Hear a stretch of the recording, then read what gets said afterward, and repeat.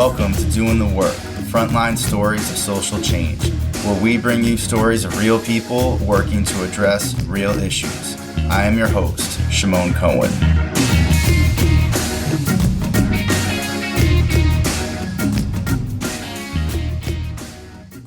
Thank you to FIU's Disability Resource Center for providing transcription services.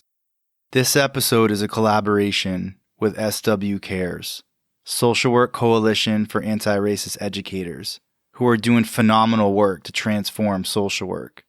SWCAREs members Charla Yearwood and Laura Hogue dropped serious knowledge on episode 27, White Supremacy in Social Work. I'm so excited that Charla is back on Doing the Work, this time as the host.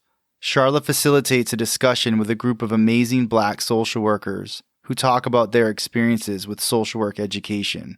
I chose to pass the mic to Charla because I wanted to give this platform to Black social workers to have a conversation without white people, so that it could be really open without any filter I may impose on it when I'm interviewing. I'm grateful to Charla for doing this, and to André, Dashawna, Deana, and Vivian for their time, courage, and vulnerability. They are giving the social work world a gift with this episode.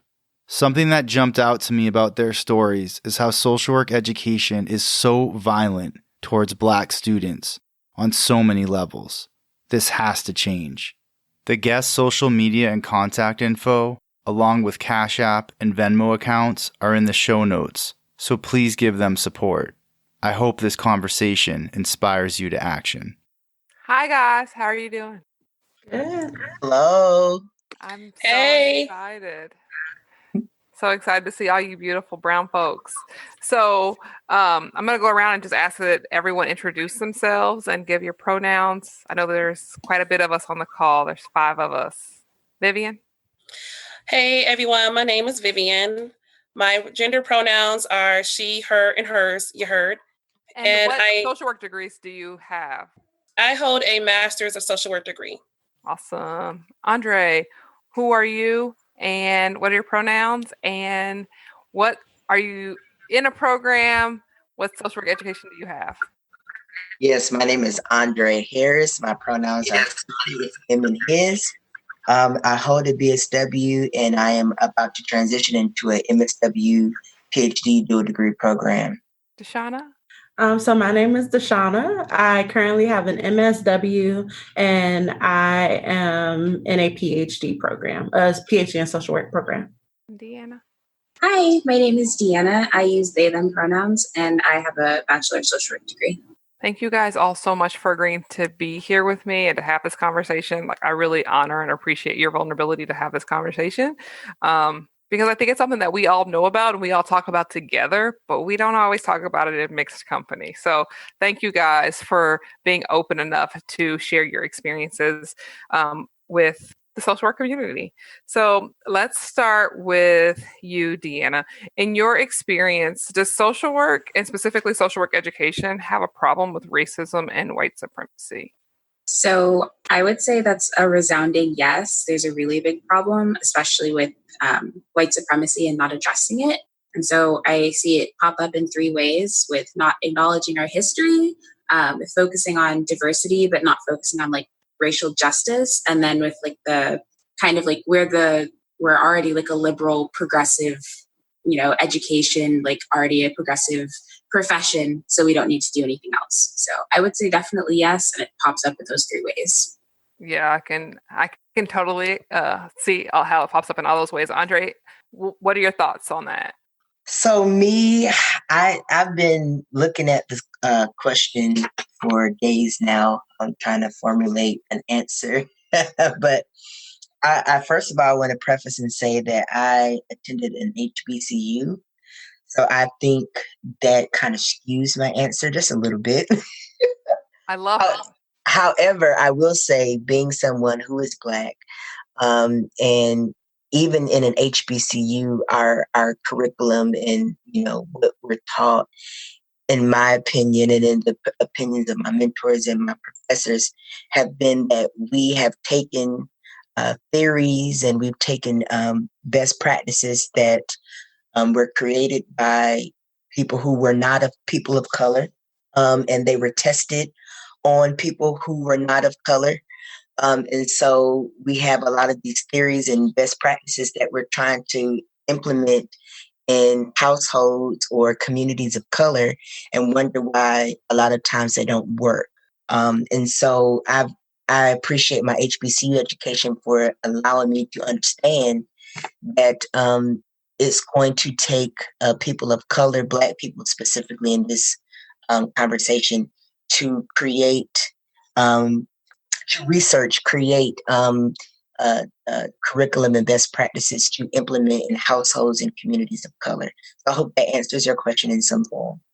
Oh, you blew that question out of the water. No. Perfect. Thank you so much. And I really appreciate your HBCU experience, because I want to make sure that that one does not get muddled. And so thank you for bringing that perspective. Absolutely. Vivian, what's your experience and what's your overall perception of racism and white supremacy in social work and social work education? For me, it's more like the ownership. Sitting in class was a consistent experience of, Black, people are those who are always on the recipient side of services, not necessarily the provider, the theories that they were following, any of that. In fact, it's a complete erasure and acknowledging that, as Rachel Cargill said a few weeks ago on the conversation, they're trying to make white heroes my heroes.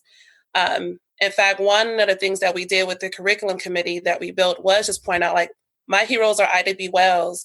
My heroes are my moms. My heroes are my, teachers and the ladies at church who develop resources, for the Black community. And none of that ever got highlighted in white classes. It was a difference when I took the Black social work class that was, taught by an awesome professor, D. Price, just know I'm calling her D. Price today, but if she listening, she know who I'm talking about. And that class was more affirming, but it was still a struggle to be in the class because we still have white students who unfortunately are still developing their racial analysis and learning how to conduct themselves in Black spaces.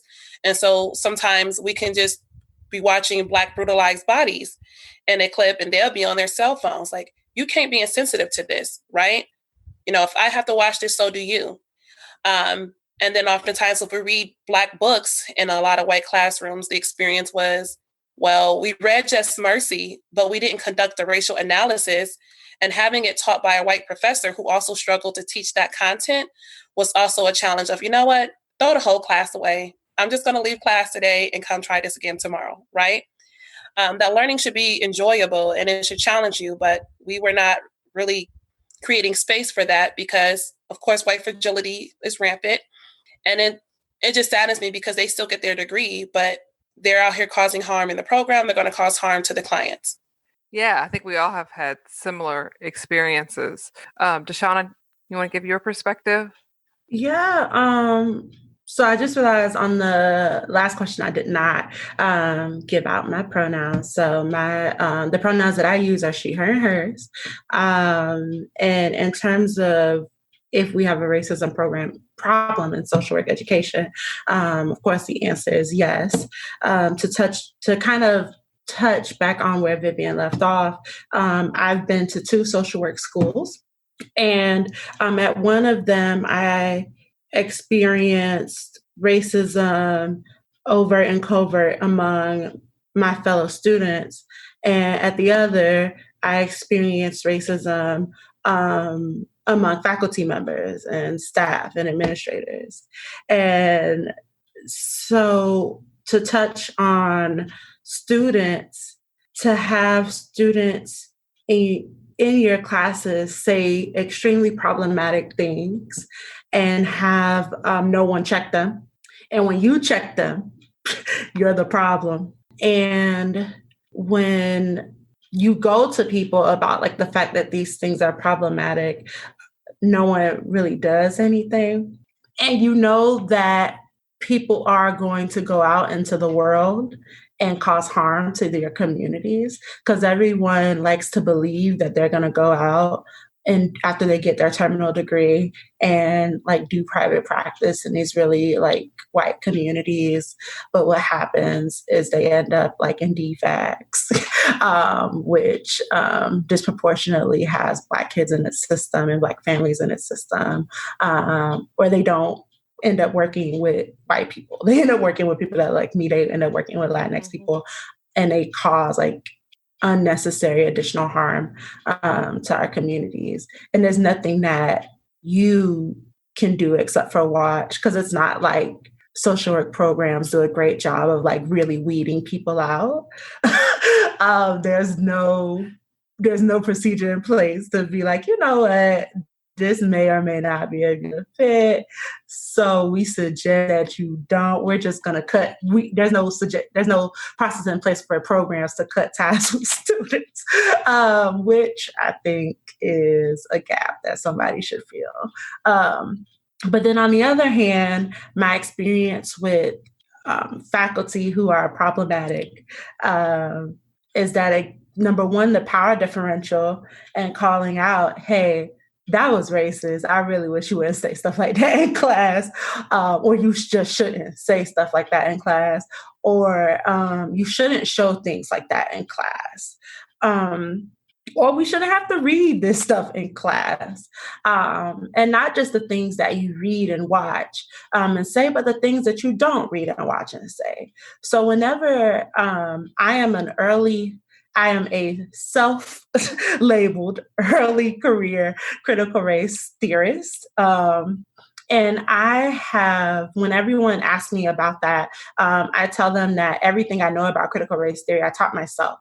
I am completely self-taught. I did a presentation in my HBSE class. It was an extra group project presentation. It was in the syllabus, but not as something that was to be taught by the instructor, but to be taught by students as a group project. When I transitioned into another program, I taught it during my first semester. I taught it during my second semester. I just taught it during my last semester. So every time critical race theory is taught in my social work education, I'm the one that's teaching it.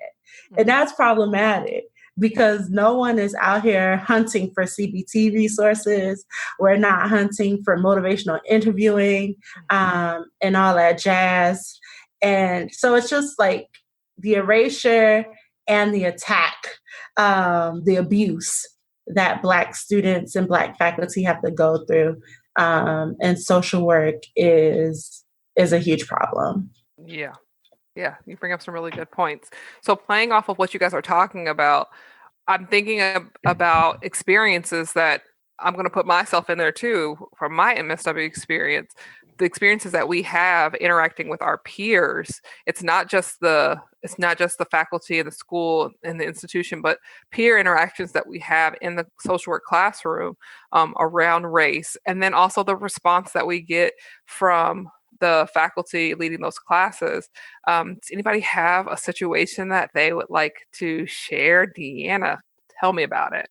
I don't necessarily have a specific situation, but the way that you phrased that question made me think of like frequently when we are pre-social work majors about to actually start the program, there's a lot of talk about gatekeeping, and our professors and the social work administrators are the gatekeepers to our profession. And I mean, I think to me it comes across as a very white supremacist tactic of okay, when people are people in our program are telling me that they support Trump, that if people are trans, that they're not going to accept it. I've had my classmates get mad at me for talking about abortion, and there's no gatekeeping to that. There's no saying that policy, that belief that you have, you can have it, but is not in line with social work. But, God forbid somebody mess up a comma in their application, then they won't even get into the program. So it's just there's a lot of gatekeeping. And while I think there's worth in making sure that the people who are coming into this profession are the people that we want in this profession, to me, that doesn't mean that people need to have the right grammar or interview well. It means they need to actually care about other people. But when we center it on professionalism, that's where a lot of the white supremacy and pre-social work really popped up for me. Preach.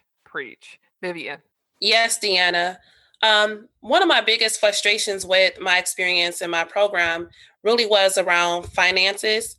And talking to peers, peer interaction is big. I applied to a particular special scholarship program and got denied. One of my peers told me that he didn't even apply for the program, but they had read his resume and contacted him and told him to apply, and that's how he got in. He was a white male, with a lot of support already. I also noticed that there were white people inside the New African American Leaders of Social Work scholarship program. And I'm just like, every scholarship is basically designed for white people. And yet, every time they have an opportunity to support a marginalized identity, we can't even have the little support that's made for us. And it's frustrating because it makes, social work degrees really inaccessible for marginalized identities. Because as Deana said, I'm in a profession of helping people. I genuinely care about people. What does me, putting a comma, having the perfect resume have to do with that?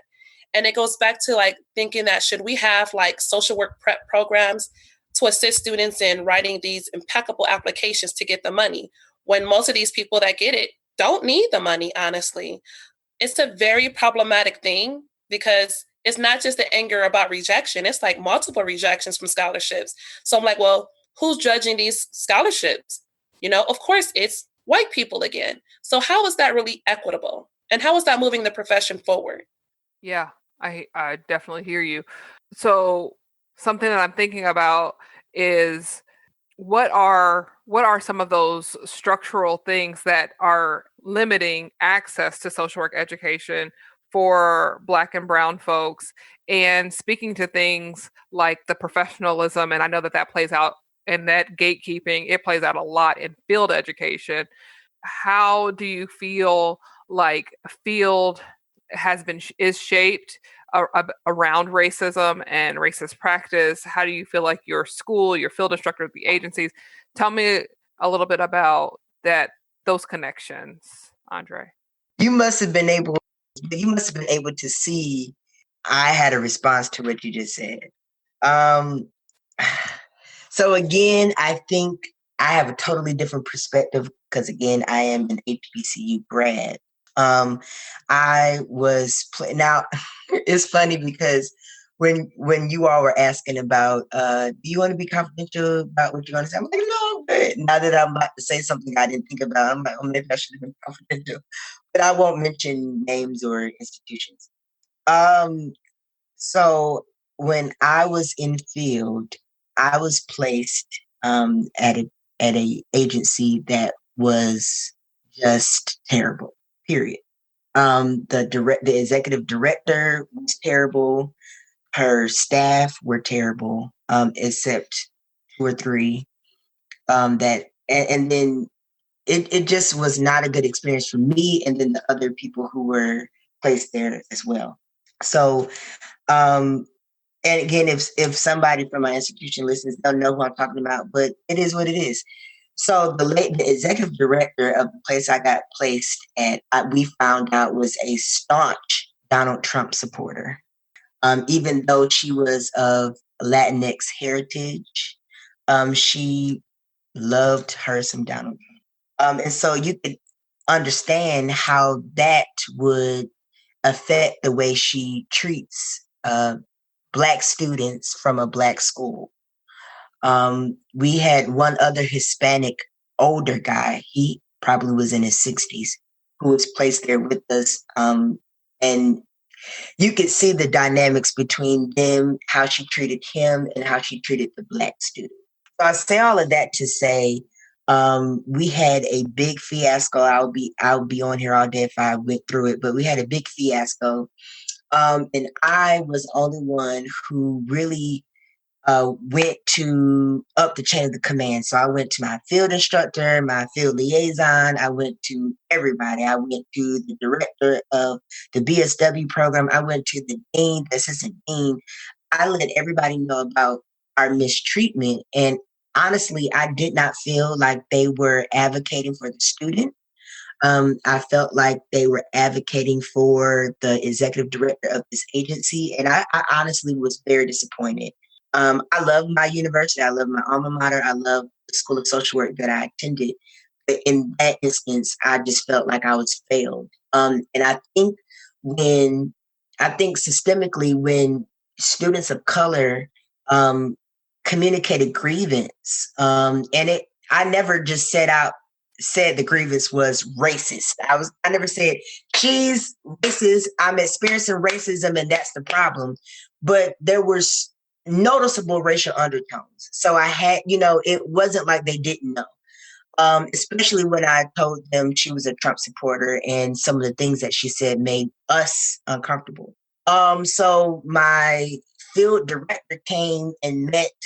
And during the meeting, it was my field director, the agency director, me, and a liaison.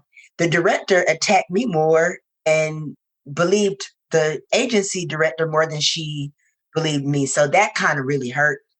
And I really feel that schools need to pay attention when students complain, because I just don't think a normal student would just take their time to make up a situation just to complain about. Like, nobody's about to just wake up in the morning and say, oh, I just want to complain and just pull something out the air.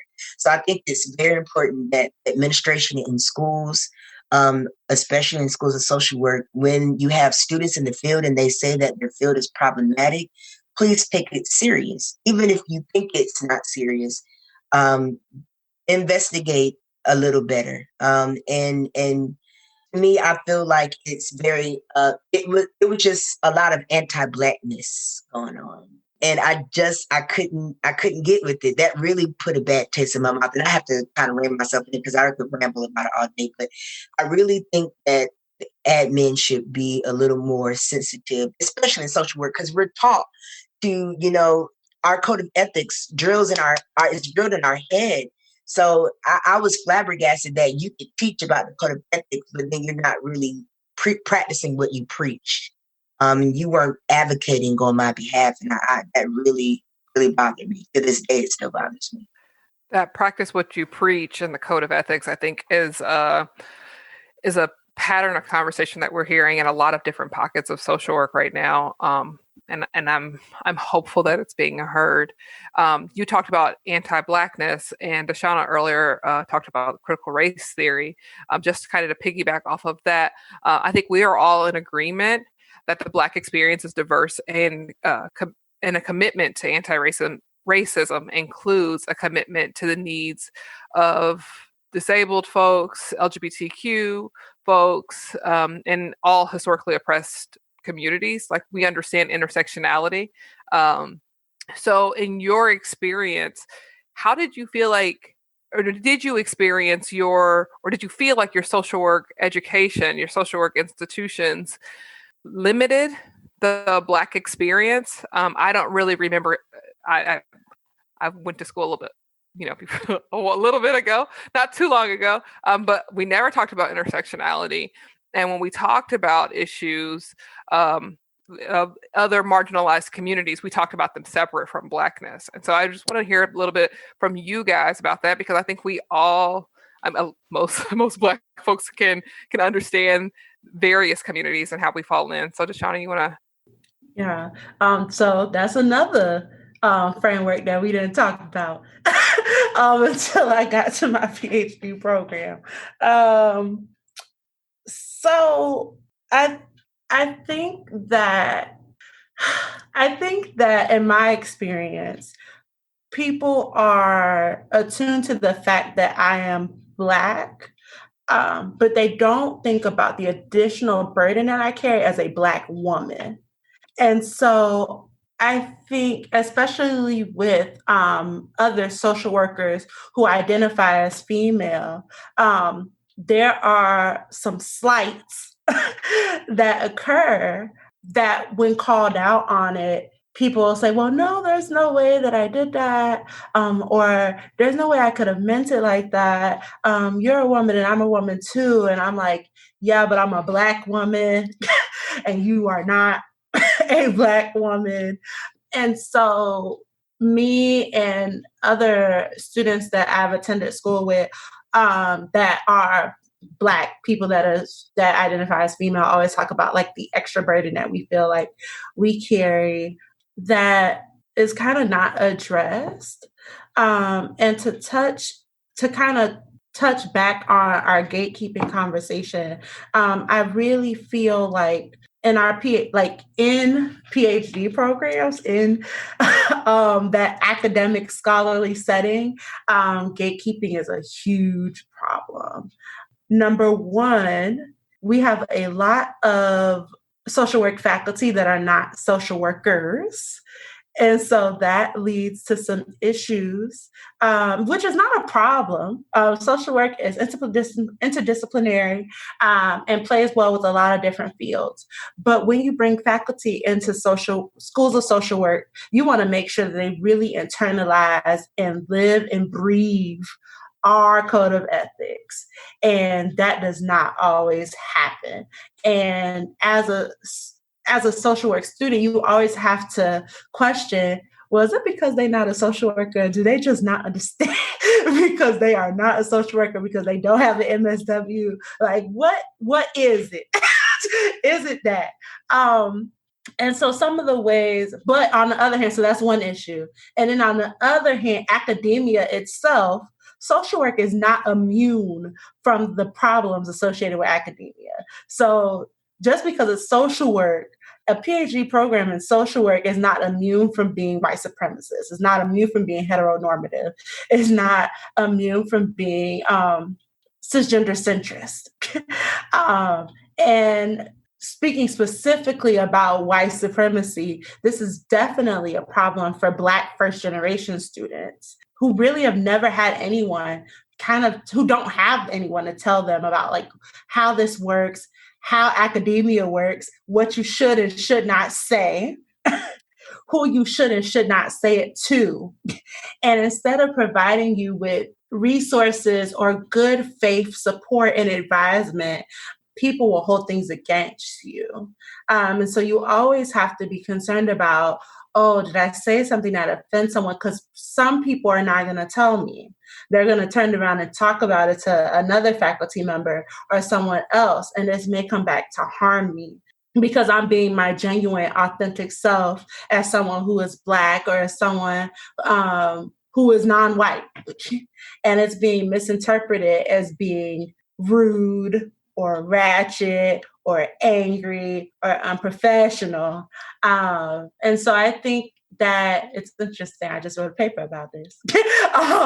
That there needs to be a change in terms of being explicit in our curriculum, both at the BSW, MSW, and doctoral levels, about being explicitly anti-white supremacist, explicitly focused on racial justice, and to be explicit in the support of Black students, to touch on Vivian's point earlier about finances, to be specific about making sure that Black people have access through money, educational reparations, and things of that nature, to make sure that people of color are able to access social work education. Because, like I said, people want to believe that they're going out into white communities to do therapy, and that's not who you're going out there to see. So it would be not to say that you have to look like your community to help them, but sometimes that's what gets your foot in the door. But we have a lot of white supremacists gatekeeping at all levels of education. Yeah. Deana, do you want to jump in real quick and talk about the diversity of Black folks? Yeah.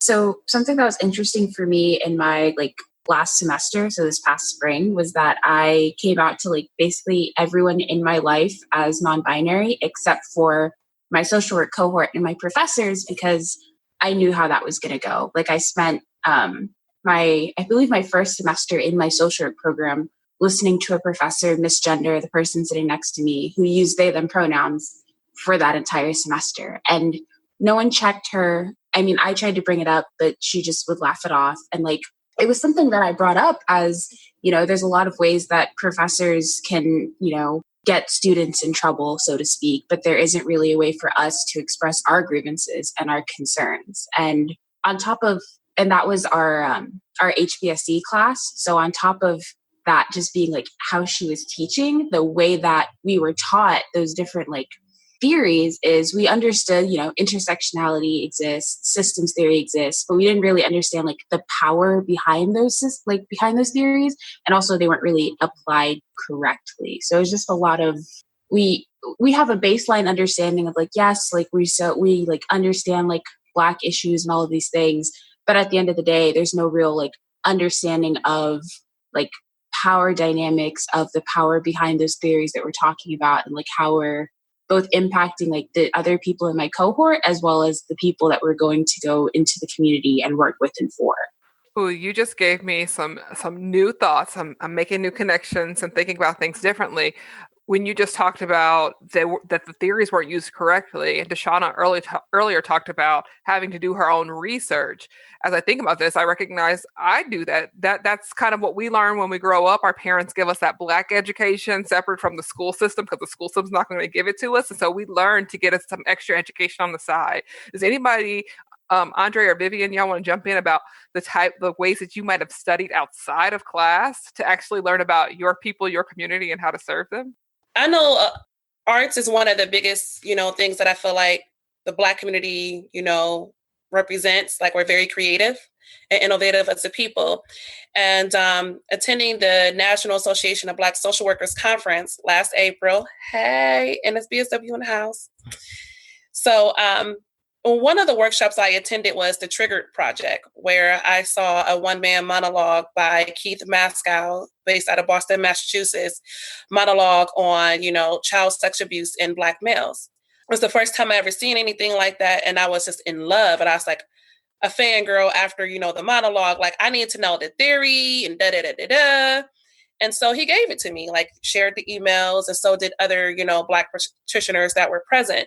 I went back to school, and created my own monologue about Black motherhood and how, like, Black women are robbed of the joy of Black motherhood, of motherhood, just because of Blackness due to, like, police brutality, names, and the list goes on.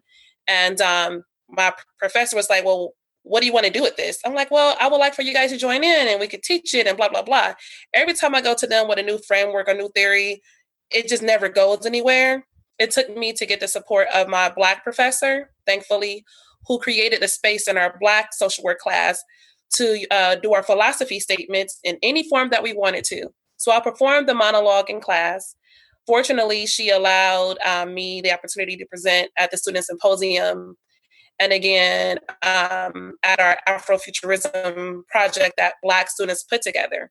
I will highlight that we do have a New Leaders of African American Social Work Special Scholars Program, but it was more so focused on those who were in that program that could take that class, and you'll have to fight for a spot that's left over, which is unfair, because if education is supposed to be valuable, then everyone should have access to those courses, because we're continuing to push unprepared, social workers in the field when it comes to the critical race theories and the lives and experiences of Black and Brown communities. Consistently, I will find that NSBSW, or BSWs, what we call the student chapters, was the space that was created for students to be able to teach, our peers and our white professors, faculty, and staff. We would organize, promote, and market events that centered, the contributions that Black social workers have made to the field, as well as highlight some of the inequalities and discrimination that we experience as Black practitioners. So what that looked like was an event that myself and my BSW colleagues organized called Liberation at Work. We celebrated Juneteenth before it was popular, y'all. We celebrated it at the school. And we also used the second half of the event to highlight how we're still fighting to be ourselves at work, in the aspect of, like, my hair or the way we dress. Do we participate in Casual Friday? As well as highlighting some things that we don't know, such as, what is a CV? How do you use a CV? How to negotiate pay? We also highlighted networking and access, because a lot of us do get these degrees as Black and Brown people, but we fail to recognize that we need to be a part of a network and know how to use that network. So the response to that event was really overwhelmingly positive, based off the email responses that I got, social media comments. I was just like so happy. The same things also happened with Beyond Black and White Social Work, that my colleague Bungie Shakur, as well as Flo and student organization called Black Radical Healing Pathways. They organized this, workshop series where they highlighted, beyond Black and white social work, where they talked about the history, once again, of Black social workers, what we contribute to the field, as well as challenging people, mainly, white organizations to be, more, more of an ally and advocating for the needs of not just Black clients that we serve, but also for the needs of the Black practitioners that they hire. Like, hire us in leadership, pay us fair, especially Black women, please pay us a fair wage, okay? And I just feel like it would be more beneficial if more educational programs, centering around social work would take that type of, lead. So much of our, education about Black and Brown practitioners in the field of social work came from outside of the classroom. It was coming from Black students in their student groups, not from the courses, of course. And the work was very invaluable. And yet, sometimes it went heavily unsupported, whether it was financially or through attendance. And then when it was attended, it was like, well, we want to have a one-on-one with you guys to da-da-da. I'm like, well, where's my money? Sorry, I need to get paid. I want to be exploited. That was some of the experience. But to note on some of the things that Dashawna said that resonated with me and her points earlier before I, wrap it up is I really wish we had more of the focus on diversity of Blackness. When I think about hood feminism books, by Mickey Kendall recently, or Brittany Cooper's Beyond Respectability, it just burns me up that when I look at social work education or any education that's educating on race, it's always cut in Black and white. You have Black elitists, all right? We have anti-Blackness within our own group. We have colorism, which for me is a big issue because as a dark-skinned Black woman, I scare people when I'm not trying to. If I look like a rest in B face, people think I'm mad, intimidating. They don't want to talk to me, and it could be even subtle in my white friend groups of, well, I was like, I used to be a substitute teacher. Ooh, you probably scared all the kids. If you was myself, I would have been scared. And I'm like, well, what would make you say that? Vivian means vivacious and bubbling with life, people. It is not, that's the meaning of my name. Like, I ain't here to hurt nobody. And seeing how I don't have any control over that, it really bothers me. Then you think about poor students.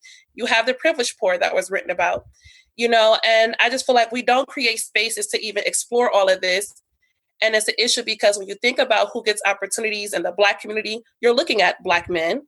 You can look at Black men depending on the organization. You're looking at light-skinned Black people, right?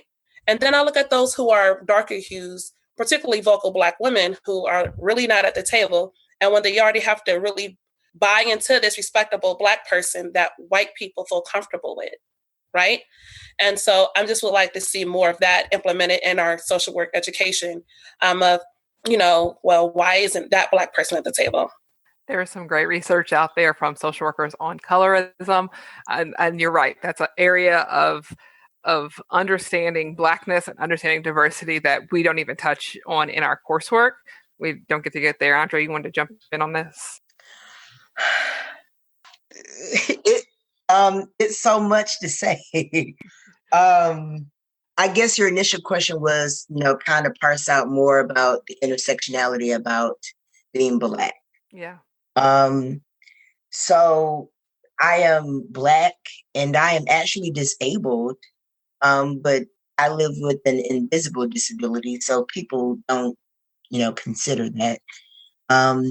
And even though I went to a historically Black college, I still felt like I was an outsider because I was a male in the social work space.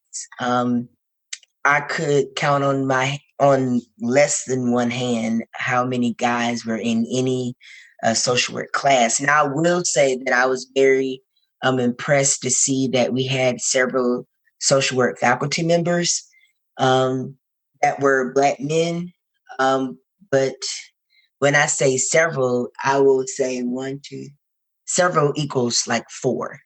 And a lot of them ended up transitioning to teach in the graduate program, so I didn't get to see all of them. So I'll say that to say I know it may sound privileged, But in this case, in social work, you are very much a minority as a male. Yeah.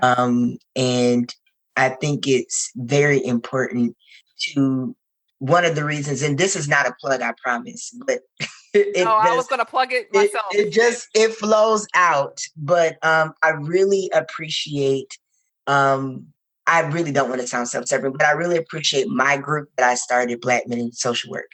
And it is worth celebrating. Highlight it. Talk about yourself. Thank you. But this is why, as of today, we have over, I think, 1,200 members in our Facebook group. And of course, we have a Instagram and a Twitter page. But with that group, I've been able to see that I'm not the only one that has these issues. And so I say this also to say, Black Men in Social Work, I created it with me and like 2 other people 3 years ago. And it's just now in the last year or so getting momentum. But I created it only because I wanted students to see, whether they were in elementary, middle, high school, or even in college, that you don't have to be the Black guy who's on the football field to get out of the community, or you don't have to be the one that's dribbling the basketball. Now, if you do that, that's fine. But that doesn't have to be the only thing you're known for. Like, that doesn't have to be your career. And I don't want anyone to think that I'm bashing people for wanting to be athletic or bank on their athleticism. But when I tell like younger guys that I'm a social work major, and I explain, first of all, I have to get them over the hurdle that I'm not in CPS and I don't take nobody's kids. So that's just, for social work, period, that's something I think we all have to, if we don't work in child protection, I think we all have to, I'm not doing that. That's not what I don't do that. Every social worker doesn't do that. But then I also have to dispel the myth that social work is basically a white female profession. That's when people think of a social worker, they think of a white woman. And so I have to really convince men it's okay to be a man and be a social worker. And first of all, if you want to work in CPS, you can. I actually worked in CPS before I got my social work degree, which is weird. But I did other stuff. But you could do policy, you could do macro, you could do therapy. There's so many things you could do. You could be a medical social worker, you could be a political social worker. Being able to show Black men that this is something that you can do. And so I also wanted to say with that, though, kind of going back, but tying it to what we're talking about, is I seem to have had a lot more pushback at my HBCU about why I created a group called Black Men in Social Work than I did anywhere else. And I was very confused about that. So I used to have classmates who were Black when I was trying to, and they were other Black men. I want you to join the group. I want you to add, your voice, blah, blah, blah. I think it'll be great. And then I literally had one guy kind of go toe to toe with me and say I'm referencing this older Hispanic guy I told you about earlier. He was in the class and he said, well, what about my friend so-and-so? You're saying he can't join and you're being racist and you're not allowing him to have, and he went on this whole bit about me excluding and blah, blah, blah. And then there was one white kid in our program and he brought him into it. That's the whole thing. And so my thing about this is I think it's very important to normalize being Black and normalize that it's okay being Black and normalize that it's okay to have an affinity group where other people who don't meet the requirements can't join. It's not racist to have a group that says we're Black men in social work.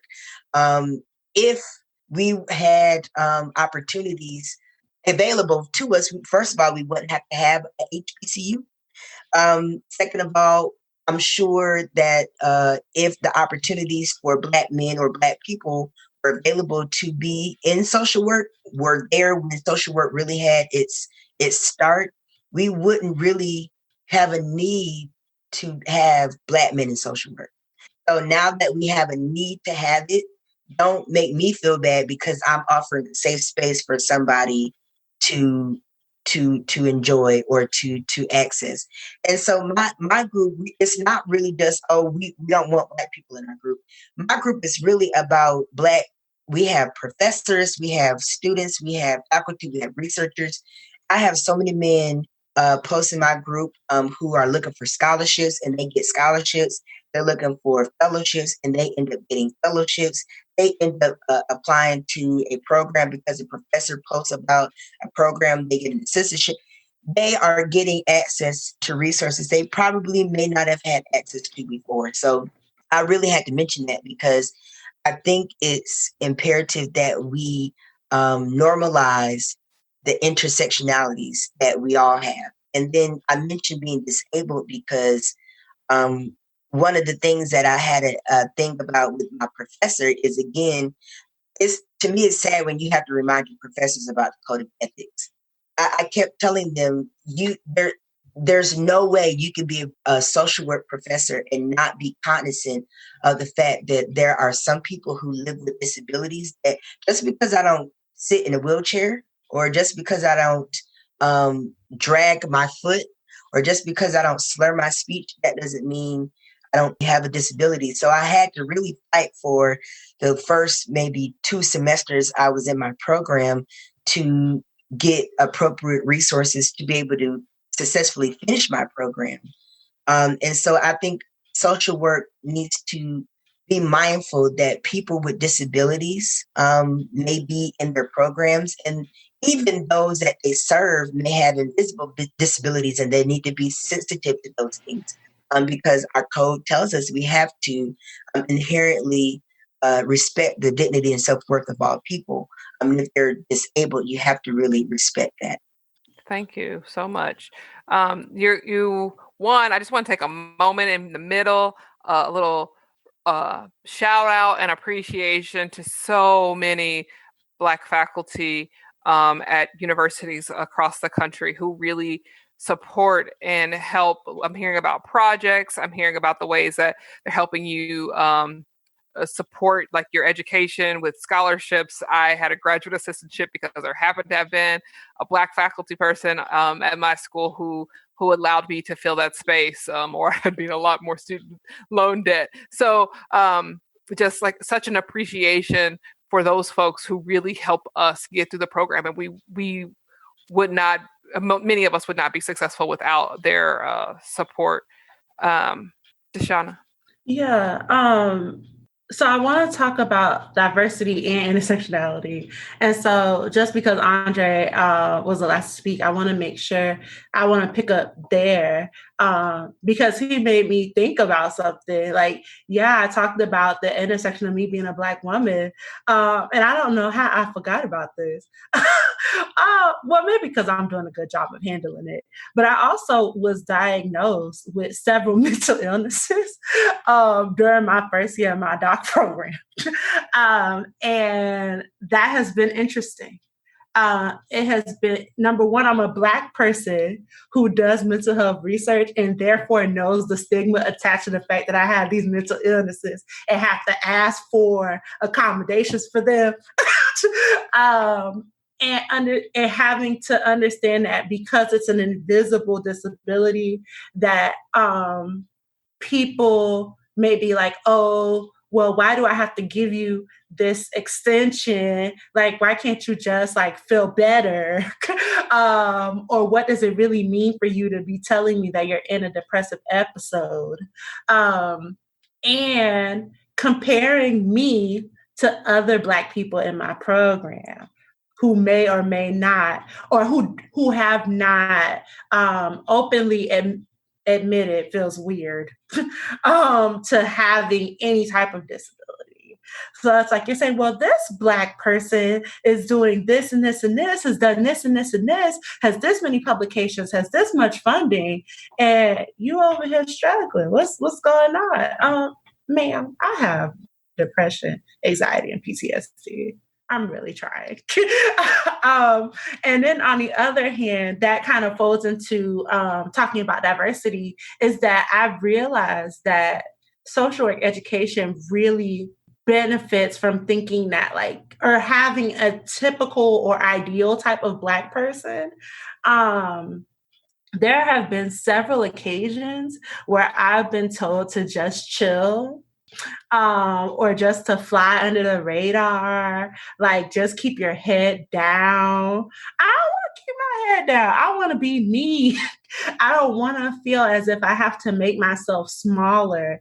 And that's why, especially recently with George Floyd and Breonna Taylor, I just got fed up with social work education. I said, you guys are telling me to keep my head down and to just chill, just be quiet, just get through my programs and all that jazz. But you're really not here for me. And that's why that's why when the situation with George Floyd happened, like I just got really fed up and started to go public and say, listen, I see that social work programs are not speaking out. I see you not talking, you not talking, you not talking, you not talking. And you want my dues later this year, and I'm not going to give them to you. And in 2 years when I'm on the job market, I see you ain't put out no statement. Oh, I don't know. Look, I don't know if that's where I want to go. And there are people who are like, well, Dashawna, you might want to temper that down because you don't want it to negatively impact you. Again, if you could not just put out a statement, like I didn't even say you had to do anything. If you couldn't even just put out a quick tweet that said that we are Black Lives Matter, I don't want to work for you. I'm like, that's it. Instead of trying to quiet me down and make me fit into the mold of your ideal Black person, how about you get yourself together and really show that you hold true to our code of ethics and stand true to what we say we're about, that you uphold social justice, because everybody has that in their mission statements these days.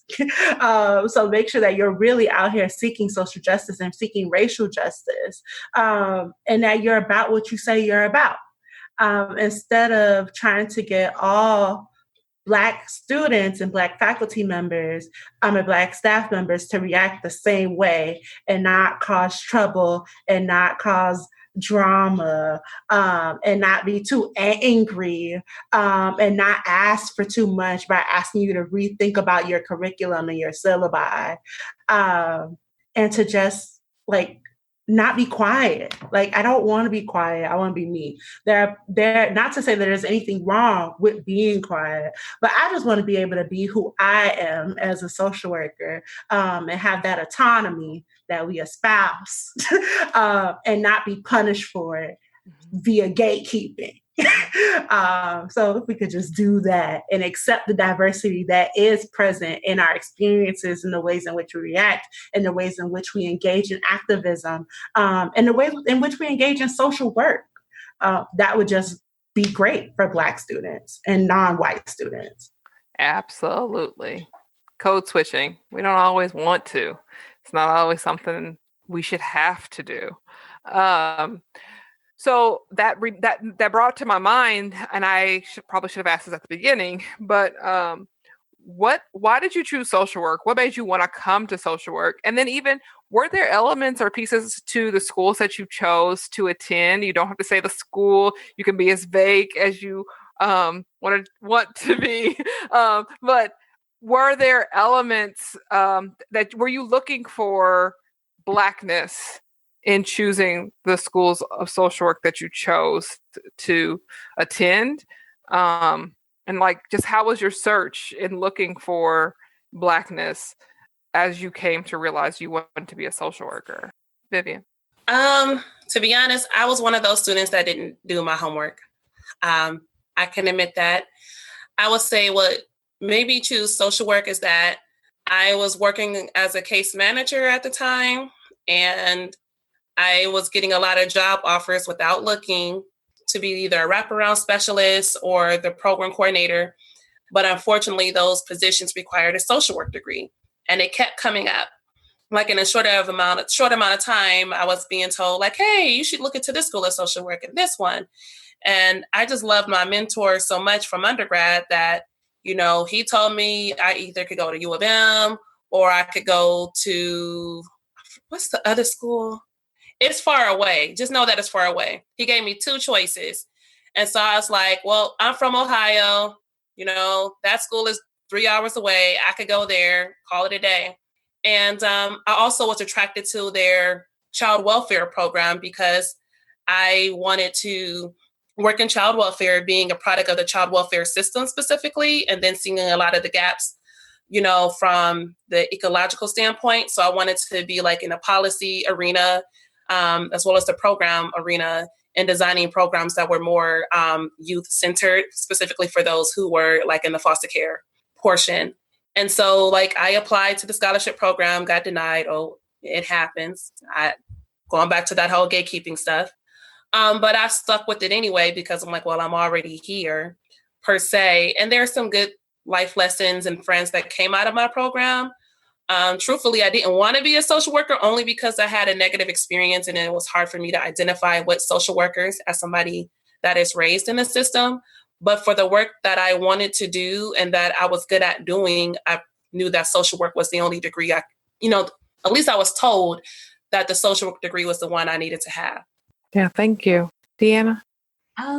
So I got into social work and was interested in majoring in social work because I just kind of looked up like, what can I major in to help people? And it was just this very vague like idea of wanting to help people. And while I love the idea of social work and I love the idea of like the social work education, I definitely went into like starting college with the idea that I wanted to do macro social work and I wanted to talk about systems, tackle like, creating racial justice and economic justice. And as I got into the program and actually started like being in the classroom, it was clear that that's not what my cohort really was interested in. And that's not what my professors were interested in teaching. So I had already started off pretty like progressive, but like as I continued in college and got involved in like student organizations and student government and campus organizing, I was more and more passionate about like, the big picture solutions to these problems and like, systemic solutions and systemic change.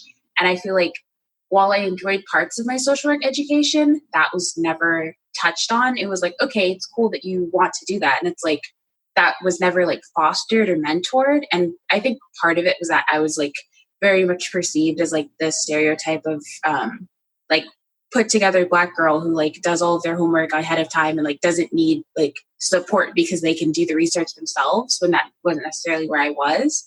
And so those stereotypes and a lot of like just not caring about the advocacy I was doing led to me being like, I still like love the idea of social work, especially radical social work, but I'm very hesitant about going back and getting my master's because the research on social work that I did and like what I thought that the jobs available in profession was, especially like the past 2 months and like throughout my program have really shown me that that's not necessarily meshing.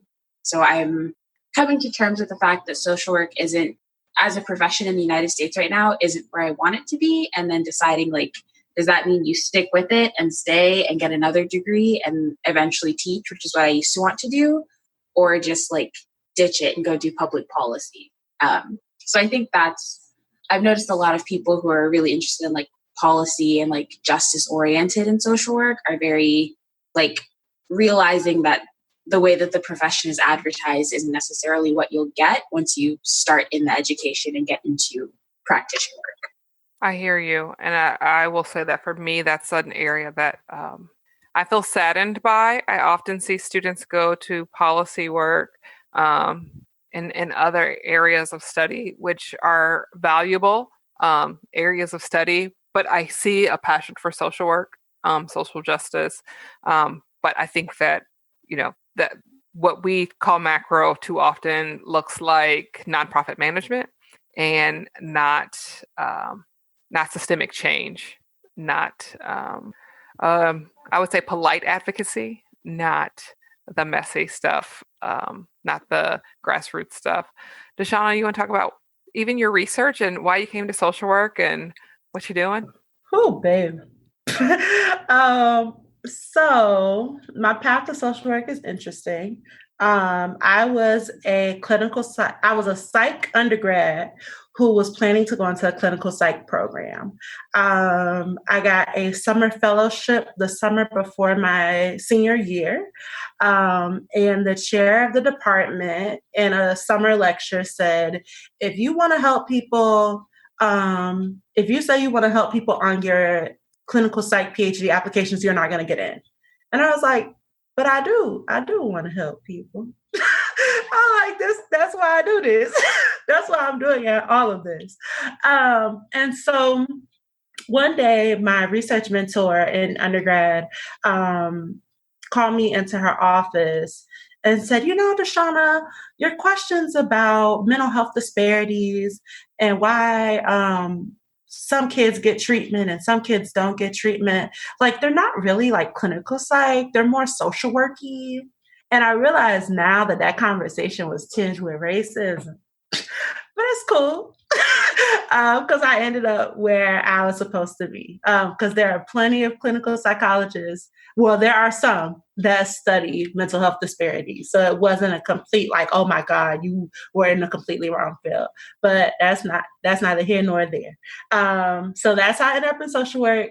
I was, again, as a first gen, I didn't have anybody to tell me, no, Dashawna, don't do that. So when people would say like, oh, Dashawna, do that, I just do it.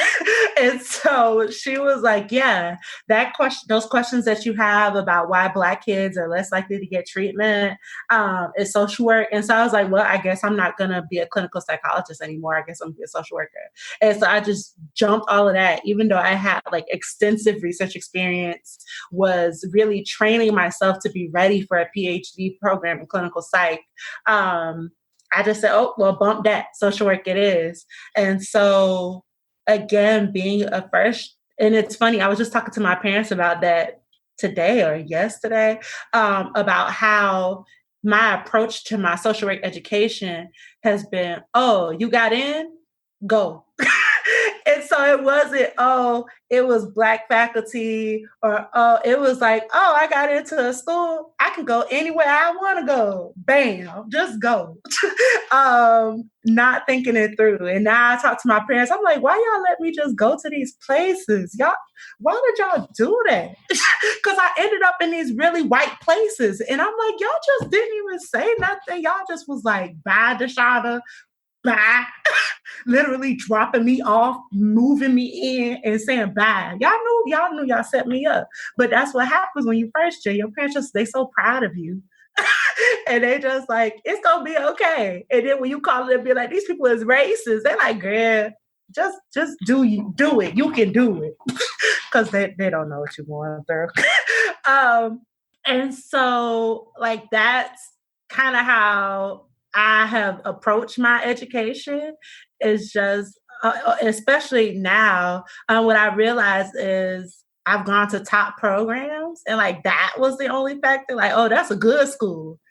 You don't know nothing. The current city I live in, I knew nothing about it. I was like, oh, I got in, and they got money. They paying me, so let's go. And now I know I was just talking to my mama about this yesterday. Now I want to be more intentional about where I end up next. That's why I'm not afraid of any blowback from anything I post on Twitter, because if you cannot support me as a Black woman in social work academia who just wants the best for Black kids and Latinx kids, because I'm originally from Miami, Florida. So I feel a certain community with the Latinx community. So if you can't support me, you can't validate me, you can't uplift me, or you don't have space to support me and just let me spread my wings as a Black female academic, then I don't really want to be on your faculty. I want, even if I'm the only one on your faculty, which I would hope not, especially since I'm giving y'all forewarning now, I'm be on the market 2 years. If y'all can get some people to be with me, that'd be great. But I have some really amazing mentors. Shout out to Dr. Campbell. I want to be more intentional because I want support. I don't want to be miserable. I don't want to be constantly upset because people are saying racist things to me. I don't want to be constantly upset because people are doing microaggressions that aren't really micro. I don't want to have to, I stay in trouble often. And it was the same at both of my institutions. I stay in trouble often because I can't keep my mouth shut about injustices. I can't keep my mouth shut about racial slights. I'm from the hood in Miami. So I'm like, I don't tolerate disrespect. this is not happening. And so I just don't want to be in an environment as I move forward because it's not good. Number one, it's not good for my future career trajectory. Is going to stunt my work. And number two, it's just not good for me personally. It's not good for my mental health. And as a mental health researcher, I'm really mindful of that. Like, that's one thing that COVID has put into perspective as like, we don't talk enough about mental health. So like, we don't talk enough about what minor things can impact mental health, the impacts of racism on mental health, the impacts of oppression on mental health, especially for our youth. And those are the things that I want to do now. Like, adults are adults, and there are people out there who do the work for adults. But I'm really about making sure that Black and Brown kids have the tools they need to be successful and to be happy and as mentally healthy as possible before they become adults. And like, that's kind of my thing now. So I got into social work through some racism, and now I make sure that I nip that in the bud. And I want to make sure that Black kids, especially those in the inner city some will say experience the impacts of racism the hardest in their communities, are not left out in the cold to develop anxiety and depression and not get it diagnosed and not get it treated. Yes. André? So what brought me to social work is it wasn't anything... I wasn't the cliche, I want to help people. And so I majored in social work. No shade to anyone, because, some of my participants here have said that, which is a wonderful thing. We were frowned upon in my program. We could not say, if we said we wanted to help people, like, they would look at us stupid. They made us say more than that. I think Dashawna kind of mentioned, that. So I mentioned earlier that I have an invisible disability.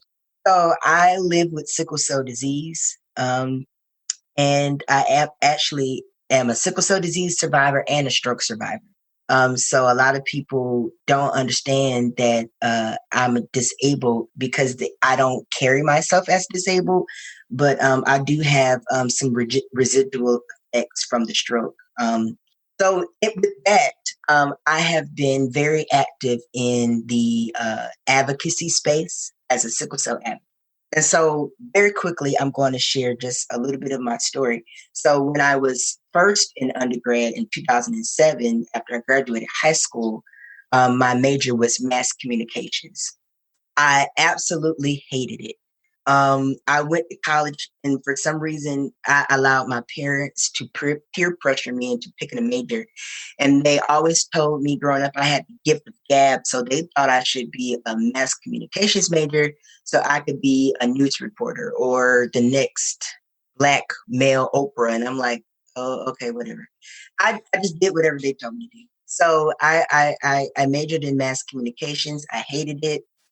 And so I ended up getting very sick in school, ended up in ICU for like almost a month.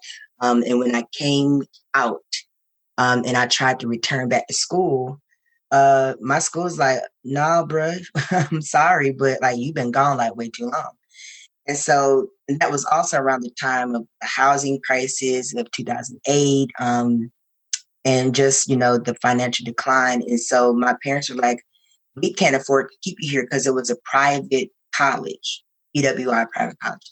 So I ended up walking away from school, and I stayed out of school for like 5 or 6 years. And within that time, I was, in order to do something with my time since I was in school, I started working, and then I would get sick again and I couldn't work. So I would be at home. And so I started volunteering at my local sickle cell organization a little bit more. And so now that I had no job, I didn't have no school to go to, I was able to go to sickle cell conferences. And so I would just go to conferences and meetings and everything. I went to everything just to participate. But then after a while, like Dashawna said, when things were problematic for me, I started to speak up. And so I kind of just stepped into the position of an advocate. And so I started consulting with pharmaceutical companies. I ended up getting 3 or 4 certifications and licenses that really enforce my education as an advocate in the political space. And then I started working with my state government and the federal government about policy, healthcare policy, and especially with sickle cell disease. And so that's how I kind of started getting interested in macro social work, but I didn't know what it was. And so when I finally went back to school, I was trying to decide a major, and I knew it wasn't going to be mass communications. And I took like one of those career tests at the career center. And then I actually had thoughts of doing sociology, but someone told me, you are a macro social worker, you've been doing this. And I was like, yeah, you're right. And I applied to my program and I got in, and the rest is history. And then specifically what brought me, if I was looking for Blackness in the program, I guess it kind of answers itself because I went to a HBCU. So there's, of course, an inherent level of Blackness you're going to get in an HBCU that you're not going to get anywhere else. And I appreciate that lens because I learned a lot of things as a Black person that my counterparts who did not go to HBCUs didn't learn, or it just didn't get that experience. As a student at a PWI, I was at a PWI for 2 years. I hated it. The social life was amazing. We clubbed and partied all the time. That was fun, but I didn't learn anything. I was not academically enriched. I wasn't just nothing. My academics were trash. The professors were trash. Everything was trash. And again, going back to that peer pressure thing, in this city, the school that I went to, everybody thinks it's like the cream of the crop only because it's a Christian PWI private school. And I'm a living witness to show that going to a public state HBCU is just as beneficial because I learned way much more at my public state school that was an HBCU here in this city than I ever did at the private Christian PWI that I went to. And then also I was a McNair scholar. So there were a lot of opportunities that were available to me that were not available to me at the PWI. So when I was looking for schools, I really was looking for how many opportunities I would be afforded. And every one of them was afforded to me while I was at my HBCU. I was able to travel abroad twice. I interned in DC and in Florida. I was able to do a lot of things that I didn't even fathom I could do at the PWI. Okay, so just a couple more things before we wrap up. Everyone knows, I think we've all had that experience in that one diversity course. If you had more than one, celebrate your institution. But most of us have one diversity course. Could you tell, we talked a little bit about it earlier, but what your experience was like having the one diversity course, being a student in that space. Tell me just a little bit about like your experience with that, Vivian. For me, I lucked up with the professor that I got for my diversity course. To be honest, I didn't want to take it because my undergraduate degree is in nonprofit administration. So I had a lot of diversity classes already, but it's mandatory. And the professor, once again, I lucked up with because I was already investigating who I was going to take. You know, I'm not with the professors that be with the BS. So I do my research of who not to take. The one time I didn't, it kicked me in my behind. So anywho, that professor was really great because the content was really diverse. In fact, I actually learned something. Like I learned more about the Jewish population than I've ever learned.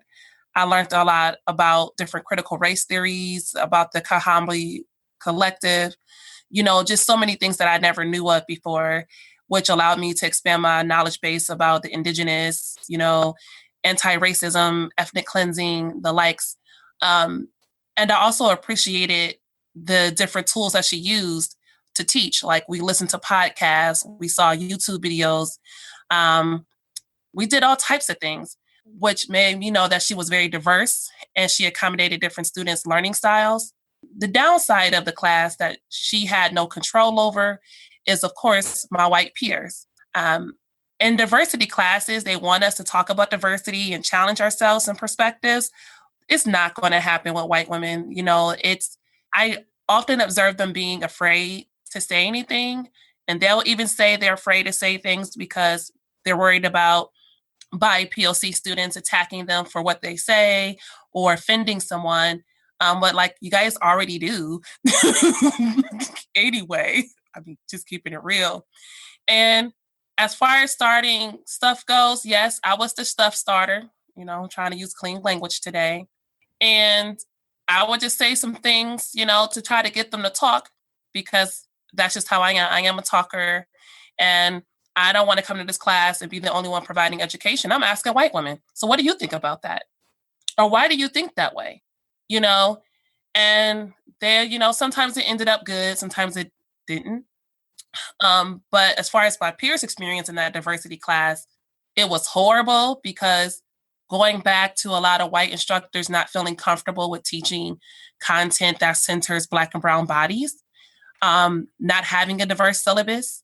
And there's also the issue of I'm observing some schools, such as mine, will hire new, professors. I want to say assistant professors. I may be wrong in saying that, but they're mandated to teach this, entry-level course in order to teach the other classes, right?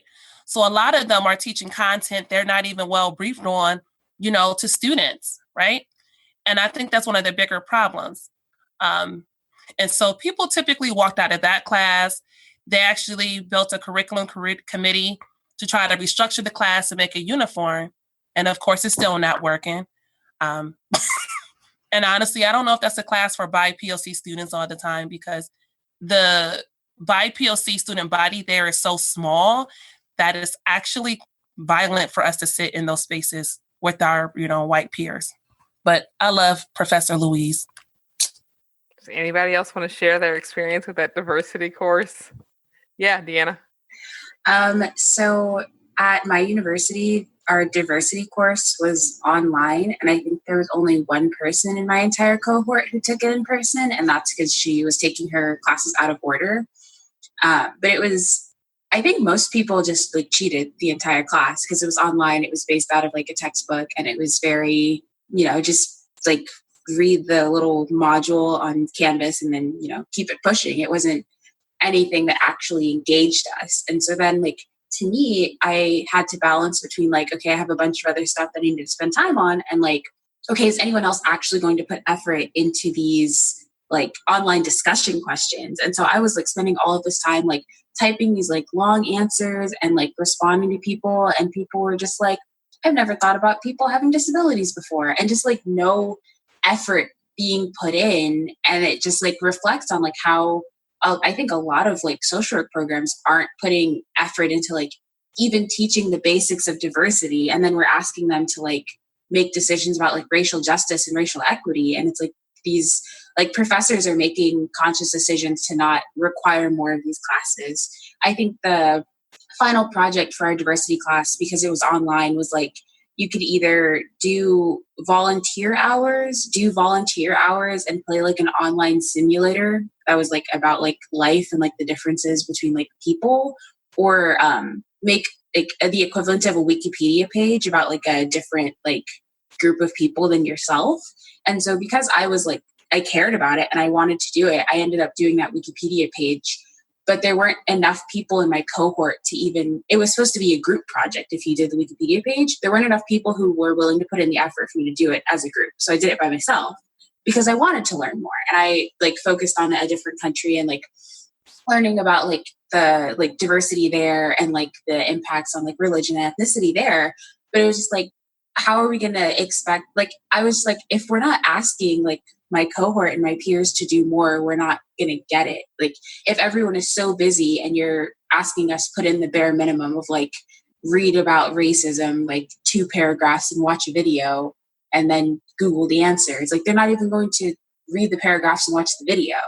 And so it was just like a very bare minimum effort into talking about diversity, which I think is very reflective of an incident in my cohort where I think it was like the dean of our program was saying something, and I was like, do you not realize that like you have more power in the situation? And she was like, oh, well, like as a white lesbian. And I was like, you have a salary and half the people in this room have student loan debt. So it was just very interesting that it's like, okay, there was like, we understand like identity and representation, but not necessarily what diversity actually is and like the power that comes behind that. And I think it's just like the fact that we had that online class and then like that happened, and it wasn't like 1-to-1, it was in front of my entire cohort. It was just very reflective of like what that actually meant to them. And I don't think that was just my university. I think that's something a lot of people can relate to. Yeah. I keep going with the same thing, but I wanted to ask you guys, has anyone had any focus, or can anyone remember a time in their classwork where you've learned about or talked about whiteness explicitly? No. No. Said that and you in sync. It's a resounding hell no. No. So we talk about everybody else, but whiteness is just normal. We no learning about whiteness. Does everyone talk about something? You don't have to learn about what's normal. Exactly. And it's odd because I'm like, we be having white clients. You know, I am not prepared to have a white client. Yeah. I don't know what to do.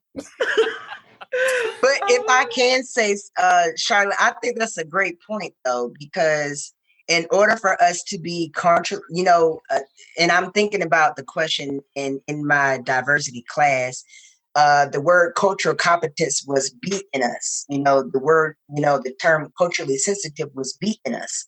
But are we culturally sensitive or culturally appropriate or culturally, are we serving our white clients?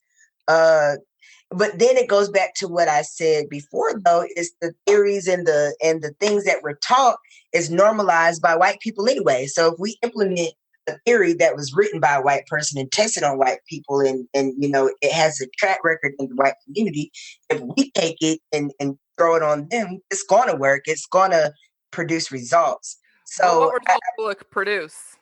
That part. Studying whiteness within white supremacy and maintaining white supremacy, then if we use it exactly as it is, what would it produce? Yes. But then also, if you think of it this way, this is another thing that I'm grateful for in my education. So we were given, I guess, an anecdote to say you can have a theory that was, created by white people for white people, but even you as a Black person, you provide a filter. You think of a filter, a water filter, or whatever filter that catches things. So that theory is going to go through your Black filter. And so there's still going to be some type of Blackness. There's going to be a handprint or, some type of fingerprint in that theory from our own lived and personal experience. How we apply it, how we conceptualize it, how we digest it. So, I mean, I'm sure that's a whole different thing we could talk about. André, you got my brain going crazy because, if it's filtered through, then how is it assessed? Like, if our assessors and our educators are assessing the way that I, as a student learner, take in CBT, but I'm processing it through the filter of my Blackness and what that means. Then how is my professor going to assess my work? You, of course, pushing me. Thank you. Yes, love and this. See, I think these are conversations that are very necessary because, again, with my lens from a HBCU, these are the conversations that we had. Because we had practitioners who were our adjunct professors, and they were saying, "Well, I had a white client named Billy, and blah blah blah, and this didn't work," or I had a Black client named Daquan, and applying this show wasn't going to work. And, they taught us how, Daquan wasn't about to sit there and, lay on a chase for 3 hours and talk about, we could go on and on about how CBT is not always the best option for Black communities. We could go on and on about a whole bunch of these other theories that should not be the go-to when we do therapy with Black people. But again, I'm not micro, so my stomach hurts when I think about that. But going back to what you were saying, I had one diversity course, one or two. But I appreciated that course. Again, as someone who lives with disabilities, we were taught a lot about the intersectionality of, disabilities, of, race, of ethnicity, and the fact that a lot of people who were non-people of color who didn't even know that there's a difference between race and ethnicity in college. I couldn't wrap my head around that. And to me, I was like, and it was always the white, it's always, so how we are in PWIs, how we're the chocolate chips, the white kids at the HBCUs are the white chocolate chips. And there's always a white chocolate chip in the HBCU class, always. And so it was funny to see even then how their privilege would still come out and be like, oh my God, there's a difference between race and ethnicity. Yeah, there is. You can identify as one racial group and then have a whole different ethnicity, vice versa. But anyway, shout out to our Black Latinx. Yeah, of course.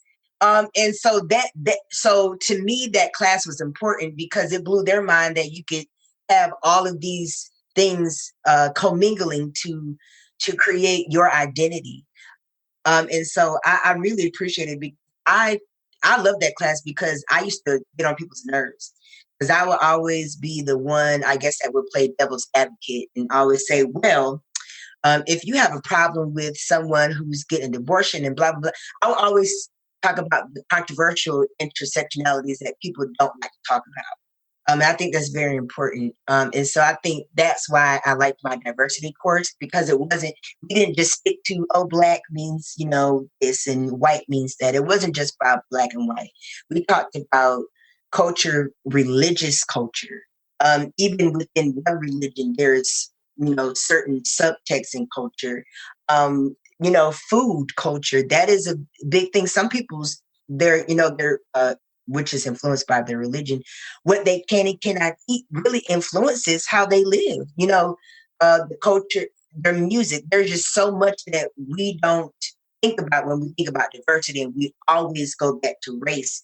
When race is just one big part of it, but race is not the only part that we should be thinking about when we talk about diversity. I learned so much about differently abled people. I even felt bad because even though I was somebody with disabilities, I didn't know as much as I should have. I learned about the hard of hearing community, about not using the how some people in the community want to use the lowercase d, and then some people want to use the uppercase d. That never came across my mind, but because of that class, I learned that. And why is that? Because I had a professor who worked at a deaf college, Gallaudet University, and because of her experience, she was able to bring that back to us. So I think those are some amazing things to say, is that diversity courses should go beyond the racial aspect and really get into intersectionality of what people are. Me and Charla are two Black people, but I'm sure even though we're a lot alike, there's a world of difference between us, and that has to be understood. Yes. So we have talked for a really long time. It's been great. I just want to wrap it up with a couple of things. Last question, I guess. What do you guys want schools of social work to know? If you were a dean or a director, what changes would you make? How would you change your hiring practices? What would you like to see a part of the curriculum, the funding, the university structure? How would you like to see schools engage differently with the community? I know this is really loaded. How would you like them to address the peers, admissions, just like some key, really quick ways that you some takeaways that you want deans, directors, school leaders, social work educators to know? Dashawna? I want the most important thing is I want them to be intentionally anti-racist. Your school environment would be much better for it, especially at the doctoral level. Things can be toxic just because of the culture of academia outside of the culture of social work. You need to be explicitly anti-racist. Look for ways to go out of your way and support students of color, support Black students, support first-generation students.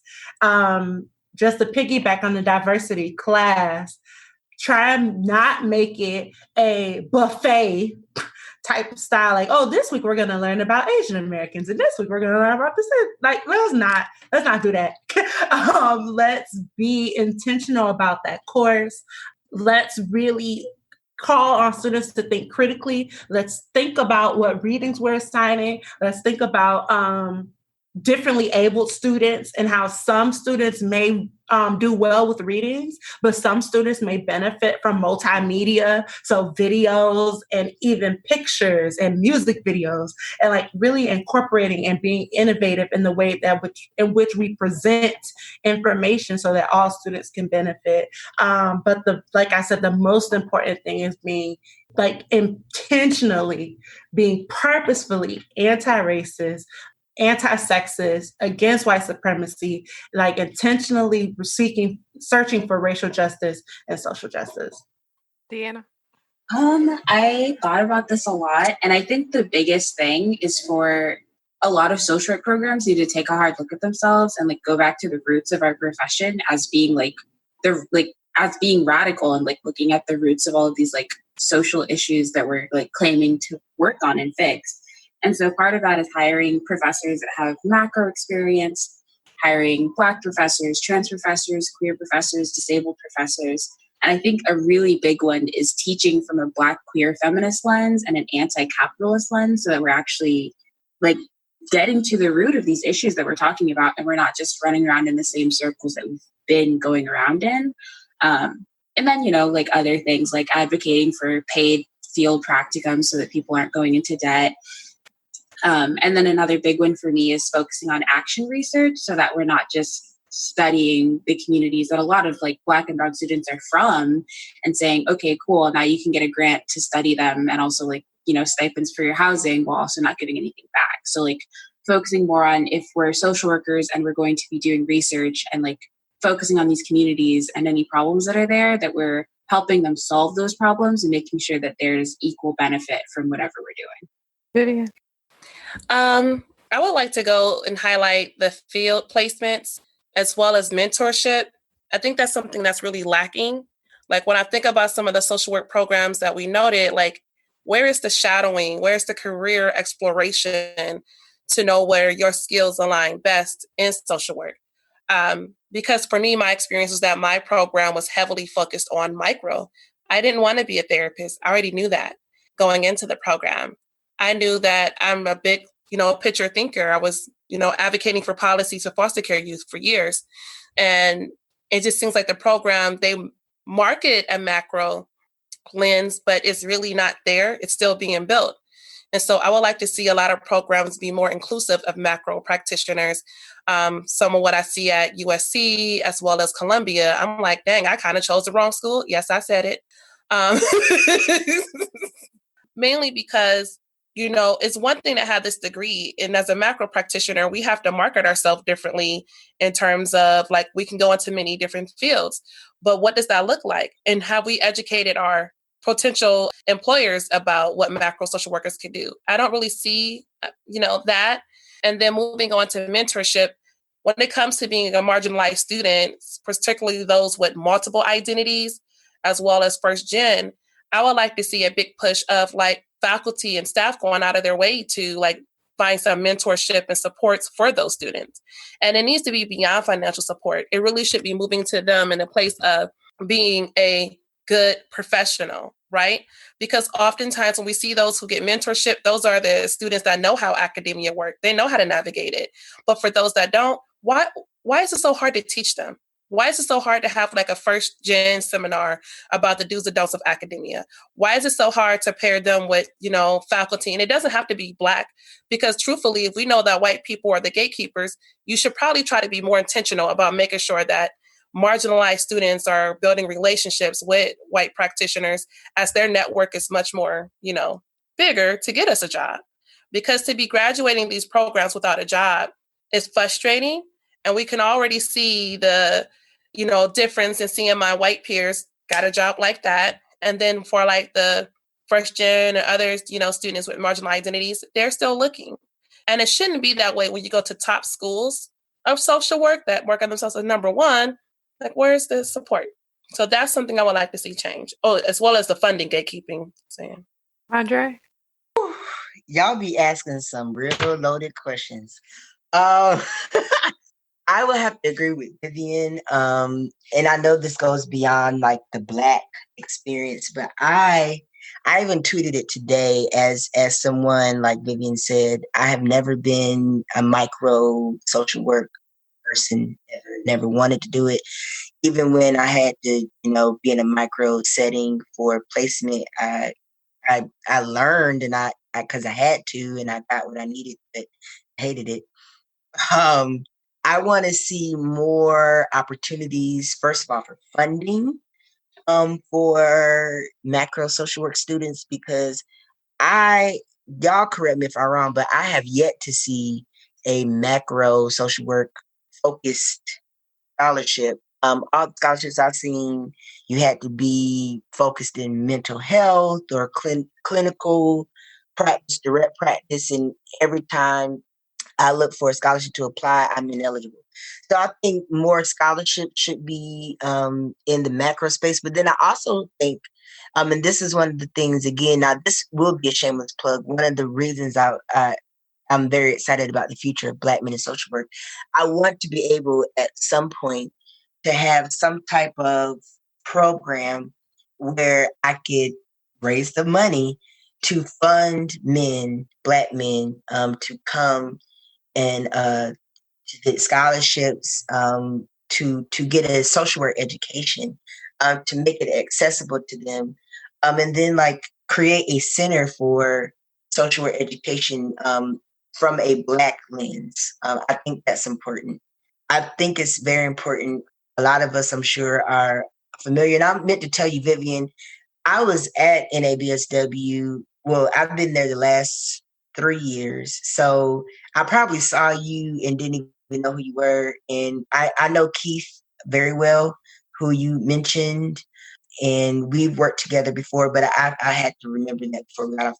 But NABSW, I think it's very important to be able to have those type of organizations more at the forefront. Like the main social work organization, I think it's necessary, but at the same time, I think that NABSW and some of these other Black agent organizations need to have the same type of clout in the social work space to be able to support their students. NASW has its benefits, but I think that agencies or organizations like NABSW need to be able to be at the forefront for the students and the practitioners that they support. So I think there just needs to be more support in those agencies that they can support us. So more scholarships, more funding. And people always talk about, here's my idea of how to answer this.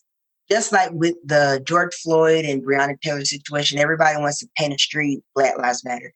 That's cute. That's great. You can rename a street. You can rename whatever. At the end of the day, what are you doing to change the policies? What are you doing to change the culture? So to me, for whatever PWR, whatever school it may be, y'all could paint whatever Black. You could change y'all's pictures Black. I don't care. But are you hiring Black faculty? Are you admitting Black students? Are you really concerned about how they're being treated in the classroom? Are you concerned about how they get there, how they stay there? What are the retention rates? Are you concerned about why the retention rates in the Black community of your school is low? Because, is Daquan walking to school because he doesn't have a car, and you driving past him to get to your office and you don't care? Like, what's going on? And so that's what I want to see change. I want people to actually put some skin in the game. I don't care about a black square at the end of the day if you're not going to change the actual framework. Like, the black square means nothing to me. Just like I see there's a city here in North Carolina that decided to provide economic reparations to the city. And I'm like, that's nice and that's cute. But where my check? I'm sorry, but where my check? Other racial and ethnic groups get checks. Why can't I get one? So that's how I feel in this whole discussion. Put your money where your mouth is. Like, for real, just period.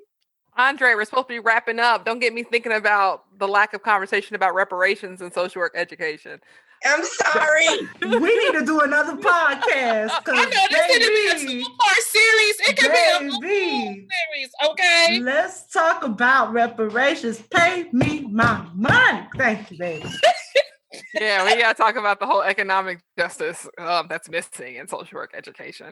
But yes, I hear everything that you're saying. I will stand on that ledge with you and say, as we talk about NASW should have more anti-racist language in their code of ethics. You know who already does? BSW. And we should turn around and look at the people who are already in the lead in those areas and follow them, because Black and brown folks have been doing this work for a long time. They are who helped us get to where we are, who help us get through this program, and we need to look to them to figure out where we should go next.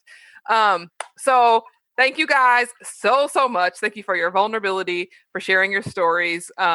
You all are taking a risk just by being here and being a part of this conversation and sharing your truths with me and everyone else who's listening. And that is not lost. Or I want to make sure that you guys know that that's really appreciated.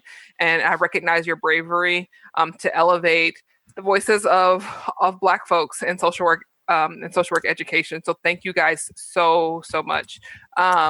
Before we go, I want to take the time to thank Shimon, who is the creator and host of this podcast normally, because he turned over his platform to a group of Black folks to tell their story. What an excellent example of what social work practice should look like, to recognize your power and influence, and to turn over the spaces where you hold power and influence to the people whose voices are missing. And instead of speaking for others, yielding your power. So thank you, Shimon, for doing the work, literally. Be blessed, guys. Appreciate you. Thank you for listening to Doing the Work, Frontline Stories of Social Change. I hope you enjoyed the podcast. Please follow on Twitter and leave positive reviews on iTunes. If you're interested in being a guest or know someone who's doing great work, please get in touch. And thank you for doing real work to make this world a better place.